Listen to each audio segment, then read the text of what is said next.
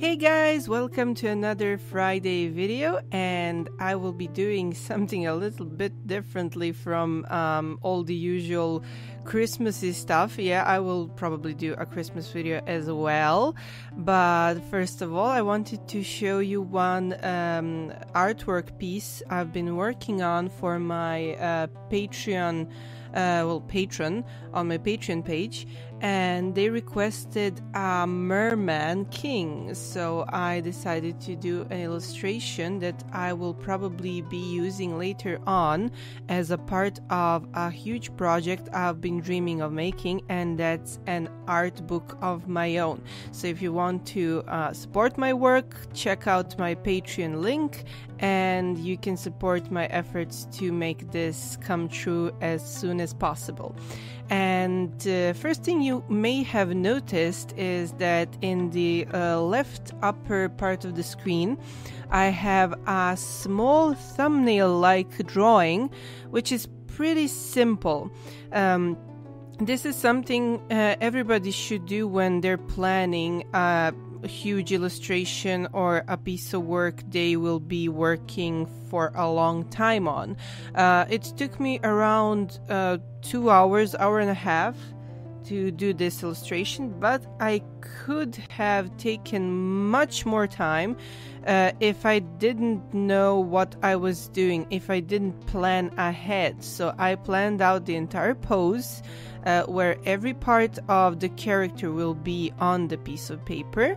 And yeah, I used a piece of cardboard instead of my ruler because my cat wouldn't leave my lap, so I had to improvise without disturbing the old lady. As well as the other stuff like the trident for the character and the position of the character's hands. Everything was pre-made, pre-thought of in this little thumbnail piece of paper, and then just switched over, enlarged and implemented on this main piece of paper I wanted to use. You may have noticed that my initial sketches are almost invisible. That's because I'm using a technique Japanese manga artists use, and that's to just outline the body, the shapes for the hair and shapes for the clothes, and just general shapes that are near the character, and then proceed to add details while I ink. This is not something a beginner can do because it's really scary even for people who are experienced. To get to this level, you need to do thousands and thousands of sketches and works, and even then, if you don't have a reference to work from, you will definitely not be able to do details from the outline alone. But yeah, if you have references, if you have a piece of paper with clothing you want to add, then things get way easier. So you can just get stocked up on references, reference photos, sketches of what you want to draw, place them around the paper you want to draw on, and you will get things done way quicker and way easier. How I do all of my drawings, all of these details you see me doing intricately, they are all improvised on the spot. I use a special technique to draw out things like lace and some types of clothing, and I already explained some of these in my tutorial section on my channel, so make sure you check that out. And now that I'm done with just setting up the body and setting up the composition of the drawing, I proceeded to just add more and more details. This is a very time-consuming job because I have to be careful to think about stuff you usually wouldn't think about when drawing, but yeah, there's way of thinking behind stuff like this, because when you draw clothes and fantasy creatures, you need to make it work. You need to think of stuff that looks good but doesn't well, theoretically, it doesn't stop the creature or the character from moving around. That's why I used only the belt as the main accessory for the character, because I didn't want his tail to be prevented from swimming and flapping around. If you're interested, I can even give you a small intro story about why I draw this coral type of mounds, sorry, on my characters, mermaid characters.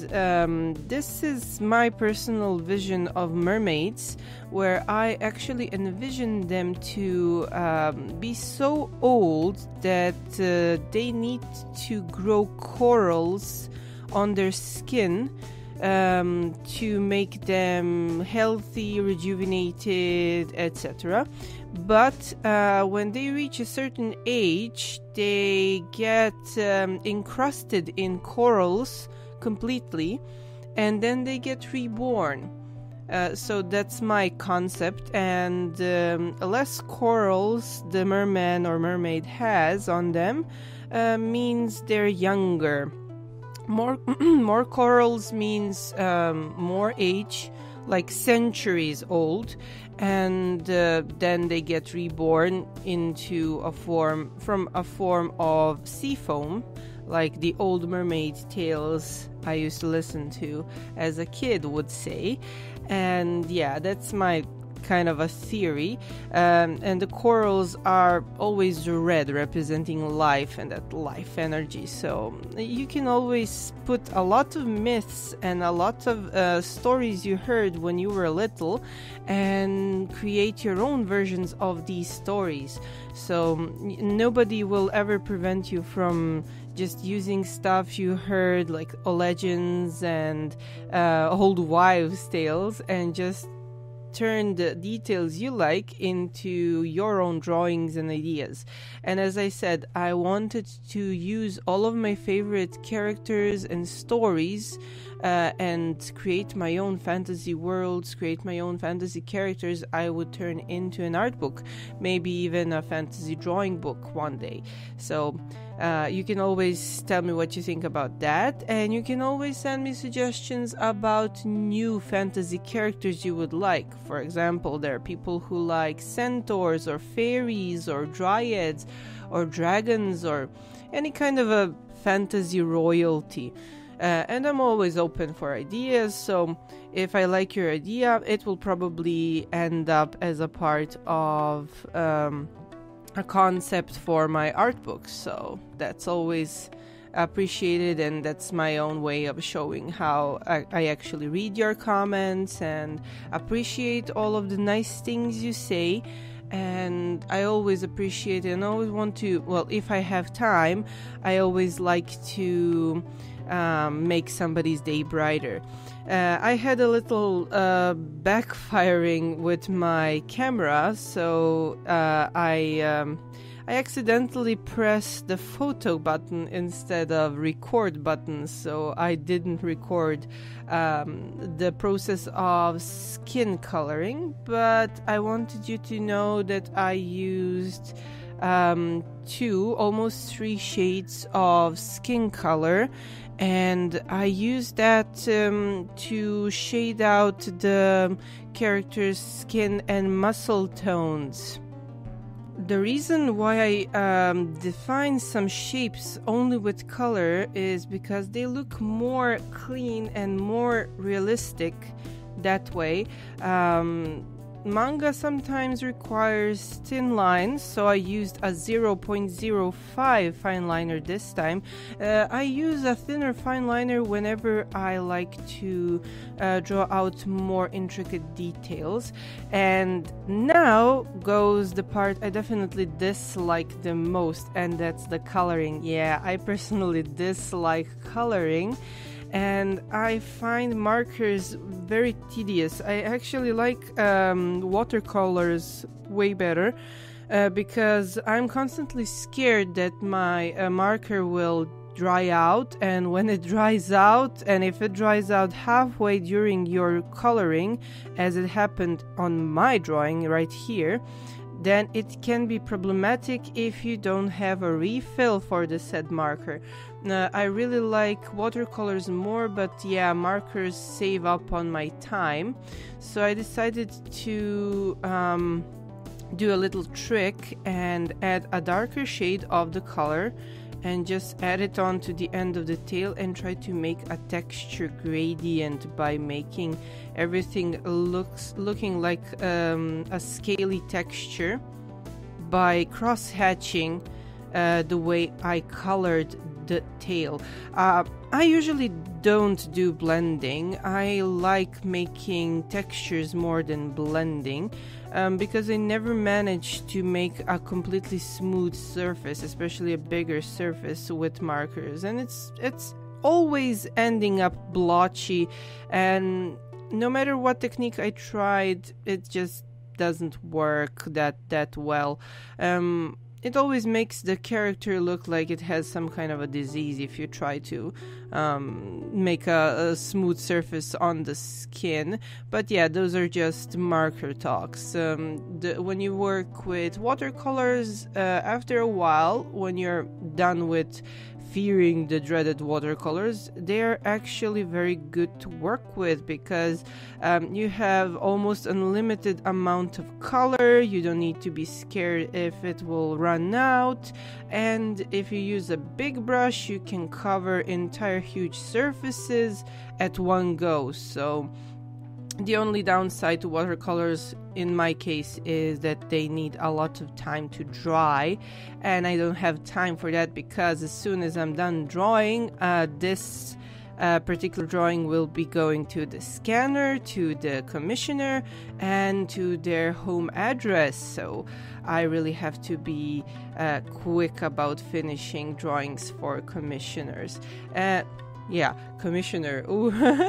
Okay, Batman flashback. Anyways, yeah, so coloring big surfaces and big areas behind characters can be tedious, and always try to have at least 2 shades for each color on the drawing, just to cover up the texture behind, and just to cover up the entire surface. It's very useful.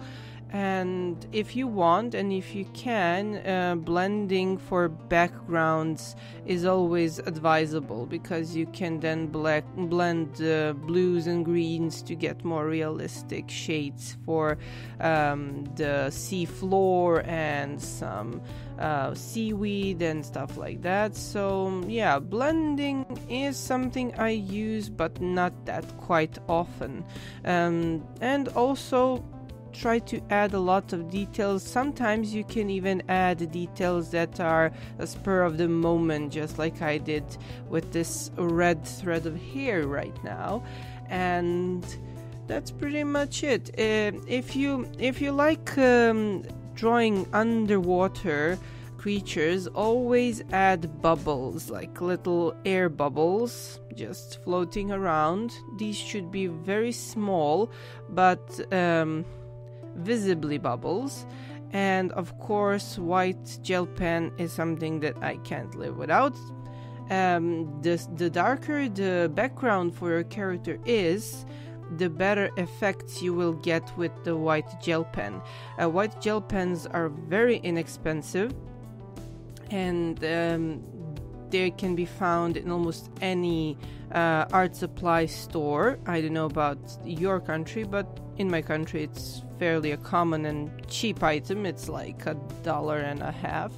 So I think something like that is a very useful piece of equipment. And as I said, instead of just making little dots, this time I used small bubbles to make the entire thing look more vibrant and alive, and just like the bubbles are moving.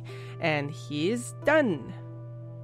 you want to see more of these works, you can always support my Patreon page and help me fund a creation of my very own fantasy art book featuring characters just like these and many other featured on my DeviantArt gallery and in my channel videos. And of course, if you would like to learn how to draw like this, you can always check out my book Manga Crash course, available in English and French languages. It's also a great gift if you know somebody who is interested in drawing manga. Thank you guys for watching, and see you guys next time.